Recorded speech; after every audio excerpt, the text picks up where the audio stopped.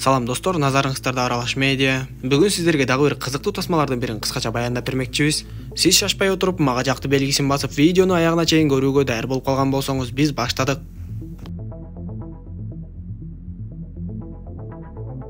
Тасманын жүрүшү Бостон шаарында болуп өтөт. Бул жерде 4 жашар кыз Аманда Макриди табышмактуу түрдө жоголуп кеткен. Ал жумушу жок жалгыз бой эне Хейлендин кызы болчу. Аманданын жоголгонуна дээрлик 3 күн болуп, полиция тынымсыз аракет кылып издеп, бирок эч кандай жыйынтык чыкпайт. Керек болсо шектүүлөрдү да аныктоого мүмкүн болбой, Аманда өзүнүн курчагы менен дайынсыз эле жок болуп кеткен. Ошондуктан кыздын байкеси жана жеңеси полициялардан тышкарыдагы детективтерди жалдоону чечишип, Анжела жана Патрик деген детективтерге келип жардам сурашат. Бирок Анжела менен Патрик полициялар издеп таба албай жаткан кызды биз кантип тапмак элек деп өздөрүнө анча ишенбей. Ошентсе да кыздын апасы менен бир аз сүйлөшүп иликтеп көрөлү деп анын үйүнө барышат. Ал эми Хелендин үйү болсо журналисттердин, полициялардын жана башка элдердин топтолушу менен дээрлик базарга айланып, жаңылыктарда да чуу жаратып жаткан. Бирок Анжела менен Патрикти кыздын апасы Хелен анча деле этибарга албай. Силер болгону бул жаңылыкты пайдаланып, өзүңөрдү теле берүүдөн көрсөткөнгөр келип жатат окшойт деп коет. Анда Анжела менен Патрик кыздын байкеси Лайонел жана жеңеси Беатристен дагы толук маалыматты тактап сурашып, Беатрис аларга Аманданын апасы кызды дээрлик карабай турганын,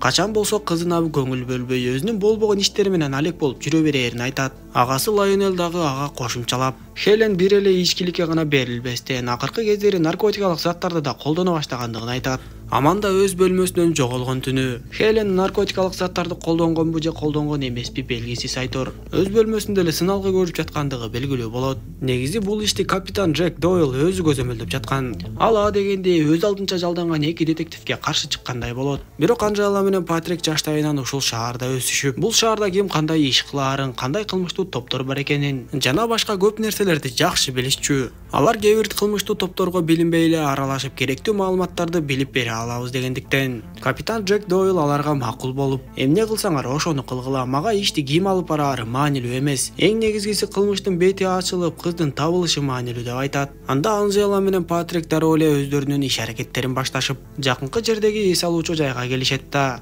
Ал жердеги кызматкерден бул жерге ар дайым келип жүргөн кардарлар жөнүндө сурап башташат. Бирок кызматкер маалымат берүүдөн баш тартып, аңгыча болбой Патриктин бир эски таанышы ошол жерден көрүнүп калат. Патрик дароо эле ошол Стив менен сүйлөшө баштап, көрсө ал жанагы жоголуп кеткен кыздын апасы Хелен жөнүндө билет экен. Стивдин айтымы боюнча Хелен бул жерге ар дайым келет. Рей деген адам менен мамиле түзүп, экөө ар дайым наркотикалык заттарды колдонушкан. Стивдин айтымы боюнча Аманда жоголгон түнү Хелен үйүндө эмес, дал ушул эс алуучу жайда болгон. Ушул нерселерди уккандан кийин Анжела менен Патрик капитан Джек Дойл жөнөткөн Пул жана Брессан менен таанышышат. Көрсө капитан Джек Дойл бул жардамчыларын бири-бириңер менен маалымат алмашып, биргеликте иштешкиле деп жөнөткөн экен. Урматтуу мекендештер, өзүңүздөр билгендей Москва шаарында рейдтер, массалык кармоолор күч алууда, андыктан документи жок жүрүүдөн абайлаңыз. Эң башкысы официалдуу адамдарга кайрылыңыздар. Бизге документтин бардык түрлөрү боюнча кайрыла берсеңиз болот. Мөөнөтү өтүп кетсе же базадан чыгып кетсе, Сахаровага карточка ДМС, ИНН СНИЛС, ОМС, медкарта, трудовой договор, кара тизмени текшерүү жана башка кандай гана көйгөй болбосун таза жана ишеничтүү жазап беребиз. WhatsApp ссылканы видеонун баяндамасынан табасыз, же болбосо экрандагы +7 903 107 30 41 номерин терип байланышыңыз. Пул менен Брессан өздөрүнүн изилдөөлөрүнө таянып, жакында эле полициялардын көзөмөлүнөн качып жок болгон Крейванды жана анын досторун шектүү катары эсептеп, ошолорду издеп жатышкан болот. Патрик болсо аларга биз Хейлендин эс алуучу жайга барып, Рей деген наркотик сатуучу адамдан наркотик алып жүргөндүгүн билдик. Биз ошол Рейди дагы шектүү катары таап, суракка алышыбыз керек деп айтат. Патрик шаардагы көп адамдар менен тааныш болгондуктан, Бубба деген наркотик саткан адамга барып, андан жанагы Крейван жана анын достору жөнүндө сурап көрөт. Бирок Бубба Патрикке мындай адамдарды такыр эле көрбөгөнүн, мындай адамдарга наркотик сатпаганын айтат. Бирок жанагы Хелен сүйлөшүп жүргөн Рей деген наркотик саткычты тааный турганын, ал шаардагы Чиз деген Крим төбөл менен түздөн-түз иштеше тургандыгын айтып берет. Ушундан улам дагы полициялар Аманданын апасы Хеленди да суракка ала башташып, Хелен болсо акыры мойнуна алып, ооба мен буга чейин Крим төбөл Чизден кээде наркотик сатып алып, кээде наркотиктерди тийиштүү адамдарга жеткирип берчүмүн деп айтат. Биз ошондо бул шаарчада кылмыштуулук өтө эле тамырын жайып алганын, Ар бир экинчи адам наркотиктерди колдонгону адаттагы көрүнүшкө айланып баштаганын билебиз. Ушул жерден Хелен дагы бир сырды жашырбай ачыгын айтып, биз Рэй экөөбүз Чиздин бир топ наркотигин сатканбыз. Бирок анын $130,000 акчасын бербей койгонбуз. Акча азыр Рейдин үйүндө. Бирок мен акчаны жерге көмүп салгандыктан ал акчанын кайда экенин Рэй өзү дагы билбейт деп айтат. Анда полициялар жана детективдер дароо эле ошол Рейдин үйүнө жөнөшүп, Патриктин ою боюнча Хелен менен Рэй Чиздин акчасын бербей коюшкандыгы үчүн Чиз Хелендин кызы Аманданы уурдап кеткен деп божомолдойт. Тилекке каршы алар кечигип калган болуп Рейдин үйүнө жетип келишкенде Рэй кыйноого алынып үстөлгө отургузулган жеринен өлтүрүлгөн болот. Анда детективдер короодогу Хелен айткан жерден акчаны казып чыгарышып, Брессандын ою боюнча эми алар ошол акчаны Чизге кайтарып берип, Хелендин кызы чындап эле Чизде болгон болсо, аны акчага алмаштырып кайтарып алышмакчы болушат. Үйгө кайтып жатканда Хелен Патрикке карап ыйлап, эгер кызым табылып кала турган болсо, наркотикалык заттарды колдонууну да ичкиликти да токтотом. Мындан ары тынч жашайт элем деп кайгырат. Ошентип алар Крим төбөл Чизге келишип, Патрик Брессан менен Пулга, силер ичкериге кирбей эле койгула, биз өзүбүз кирип сүйлөшүп чыгалы. Биз жөнөкөй эле тааныштардай сүйлөшүп чыгабыз. Силердей полицияларды көрсө ал үркүп кетиши мүмкүн деп айтып, ичкериге кирип кетишет. Патрик Чизге болгон иштин жайын дароо эле айтып, эгер кызды сен уурдаган болсоң, биз сага акчаны кайтарып беребиз. Сен бизге кызды кайтарып бер десе, Чиз Патрикке менин акчамды алып келип ордуна коюп койгула. Бирок уурдалган кыз жөнүндө мен эч нерсе билбеймин. Анткени мен мындай иштер менен алектенбейм деп коет. Бул сөздөрдү Патрик Брессанга айтып, Брессан болсо баары бир Чизге ишенбей тургандыгын билдирип, ага тыңшоочу аппараттарды орнотмокчу болот. Ошол эле түнү түн бир маалында Брессан Патрик менен Анжелага чалып, Чиз бизге байланышка чыкты. Ал Аманданын кызын акчага алмаштыра турган болду. Далил катары силердин почтаңарга кыздын бир кийимин таштап кетиптир, карап көргүлөчү деп сурайт. Анжела чындап эле почтадан кыздын кийимин таап, Чиз болсо детективтерди Атайын Токой арасындагы көлгө чакырган. Эгерде детективтер бир туура эмес иш аракет кылыша турган болсо, анда Чиз Хелендин кызы Аманданы сууга чөктүрүп жиберем деп коркуткан. Анда детективтер эмне кылсак экен деп баштары катышып, мындай иш жөнүндө капитан Джек Дойлга айтканга аргасыз болушат. Анда капитан Джек Дойл детективтерге эмне үчүн мындай мыйзамсыз иш алып барып жатасыңар жана мен муну билбейм деп сурап, бирок кызды куткарып калыш үчүн кандай мыйзамсыз иш болсо дагы баралы. Анткени өзүңөр билесиңер, мен дагы мурун өзүмдүн кичинекей кызымды дал ушундай жол менен жоготком. Ошондуктан силерге уруксат берем, кандай кылсаңар дагы кызды куткарып калгыла деп айтат. Ошентип түн ортосунда Таш көлдүн жанында жолугушу боло турган жерге Анжела менен Патрик план боюнча келишип, Чиздин келишин күтүп калышат. Ал эми Пул жана Брессан жашыруун акмалап турушкан болчу. Дал ушул учурда күтүлбөгөн жерден эле ок атышуулар башталып, жыйынтыгында Чизге ок тийип ошол жерден өлгөн болот. Бирок кичинекей кыз Аманданы издеп таба албай калышып, бийиктиктен төмөн жакты карашып, көлдүн үстүнөн бир нерсени көрүшөт. Ошондо Анжела дароо эле эч нерсеге карабай сууга секирип, бирок көлдөн Аманданын курчагынан башка эч нерсени таба алышкан жок. Өкүнүчтүүсү, алар куткарабыз деп жаткан кыз суу түбүнө чөгүп кеткен окшойт. Мындай кабар дароо эле жаңылыктарга чыга баштап, ишти мыйзамсыз аткарып, ошол эле учурда ишти ийгиликтүү аяктай албай калгандыгы үчүн капитан Джек Дойл бардык күнөөнү өз мойнуна алып, өз эрки менен жумуштан кетет. Ошентип канча аракет кылышса дагы суучулдар жанагы көлдөн Аманданын денесин таба албай коюшуп, кыздын денесин табышпаганы менен аны акыркы сапарга узатуу аземи уюштурулат. Андан кийин 5-6 ай убакыт өтүп бардыгы тынчыды. Бирок күндөрдүн биринде дагы бир 7 жаштагы баланын дайынсыз жок болгондугу жөнүндө жаңылыктардан чыга баштайт. Күтүлбөгөн жерден Патрикке баягы Бубба келип жолугуп, мен баягы сен издеп жүргөн Крейван жана анын досторун таптым. Мен аларга наркотик сата баштадым. Эгер кааласаң, мен алардын сага кайсыл жерде экендигин көрсөтүп берем деп айтса, Патрик макул болуп Бубба менен бирге ошолордун үйүнө барышат. Үйгө кирери менен эле Бубба наркотикти көргөндө эки көзү төрт болуп өлөйүн деп калган аялы менен күйөөсүнө наркотикти берип, андан соң үйдүн башка бөлмөлөрүн карайын деп жатса эле аялы Буббага тапанчасын такайт. Сыягы ал үйдүн башка бөлмөлөрүн көрсөтүүнү каалаган жок окшойт. Аңгыча болбой жогорку кабаттан Корвандын чыгып калганын Патрик дароо көрүп, Корвандын колунда оролгон зер буюму да бар болчу. Аны көргөндө Патрик 7 жаштагы жоголуп кеткен баланы дал ушул Корван уурдаганын дароо түшүнөт. Анткени жаңылыктардан берип жатышканда 7 жаштагы дайынсыз жоголгон балада дал ушундай зер буюм бар экендиги көрсөтүлгөн. Патрик бул жолу Бубба менен бирге билмексен болуп сыртка чыгып кетет да. Дароо эле баягы детективтер Брессан менен Пулга барып, мен бул жолку дайынсыз жоголгон баланы ким уурдаганын билдим. Биз аны аныктап текшерип көрүшүбүз керек деп кечинде Пул экөө ошол үйгө барышат. Бирок Пулду күтүлбөгөн жерден аткылап жарадар кылышып, Патрик эптеп башкаларга байланышка чыгып жардам чакырат да. Өзү үйдүн ичин тинтип ылдамдык менен кирип жөнөйт. Дароо эле экинчи кабатка көтөрүлүп, бир кызыктай абалда отурган Корванды көрүп, Андан ары жуунуучу бөлмөгө өткөндө ал жерде 7 жаштагы жанагы жоголгон дайынсыз баланын өлүк денесин көрөт. Аны көргөндө Патриктин каары бетине чыгып эле ушунчалык жини келип Корванды атууга камданып калат. Корван болсо Патрикке бардыгы күтүлбөгөн жерден болду. Мен атайлаган жокмун деп кайталап жаткан жеринен эле Патрик аны атып салат. Бул жарадар абалда ооруканага түшүп, Анжела болсо Патрикти колдогон сөздөрүн айтат. Бирок Патрик өзү билип эле мыкаачы кылмышкерди өлтүрүп салгандыгы үчүн өзүн күнөөлөп, мен мындай кылбашым керек эле деп ойлонуп баштайт. Бирок Брессан дагы Патрикти колдоп, сен бардыгын туура эле кылгансың.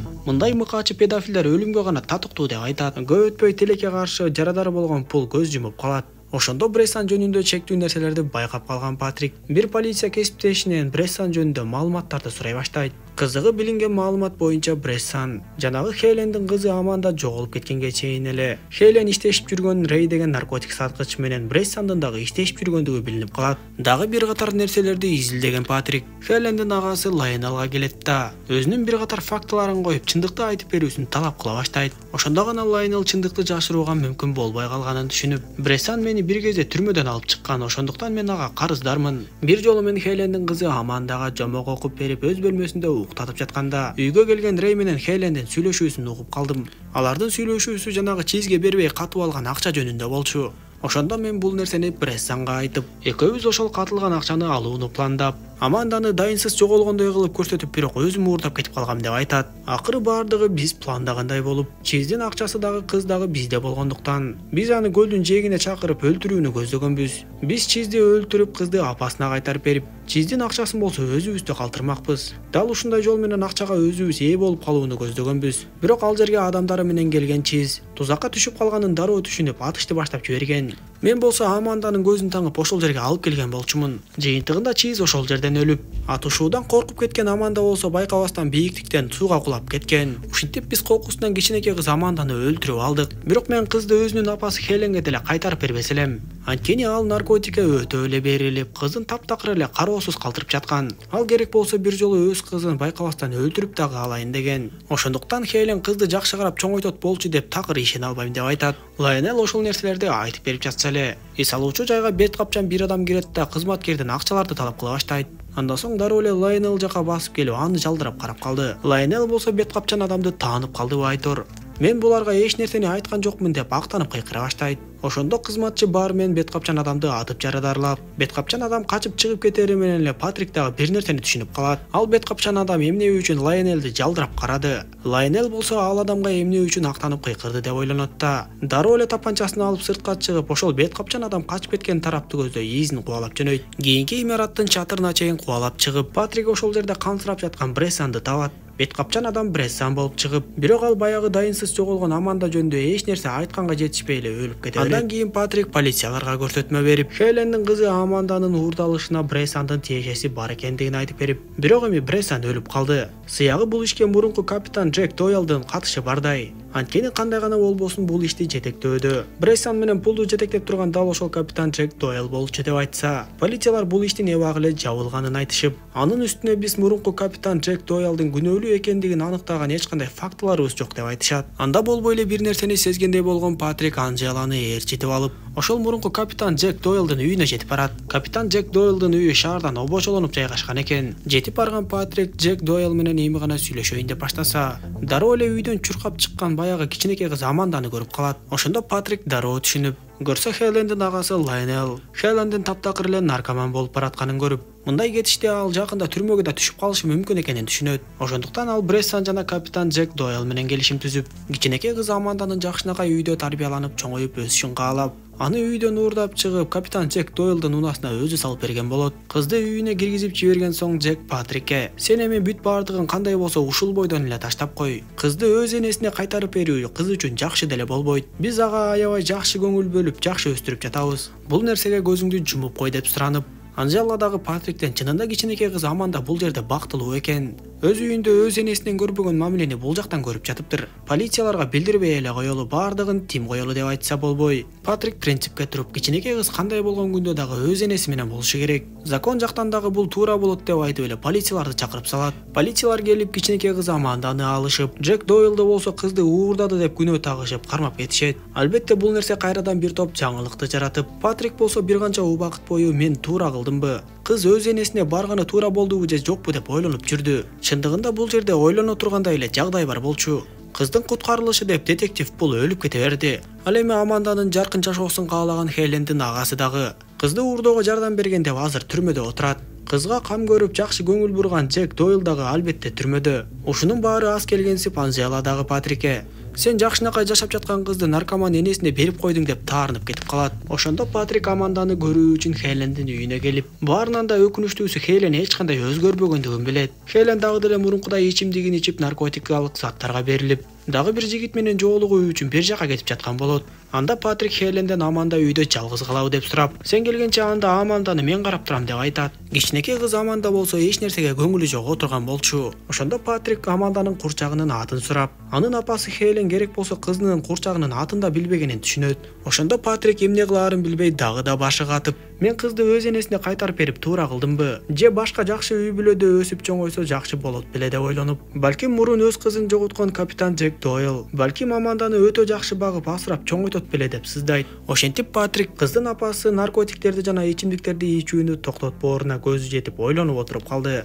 Патрик туура кылдыбы же жокпу, сиз дагы өз оюңузду комментарийге жаза кетиңиз. Тасма дал ушундайча соңуна чыгат достор. Видео жаккан болсо мага жакты белгисин басып, дос тааныштарыңыз менен бөлүшүп койгонду унутпаңыз. Кийинки видеолордон көрүшкөнчө аман болуңуздар. Урматтуу биздин кайдыгер карабаган мекендештерибиз, кайрымдуулук бале кырсыктан сактайт демекчи кызыбыз Софиянын реабилитациясына сиздерден жардам сурайбыз. Төмөндөгү реквизиттер боюнча жардам колун сунсаңыздар болот.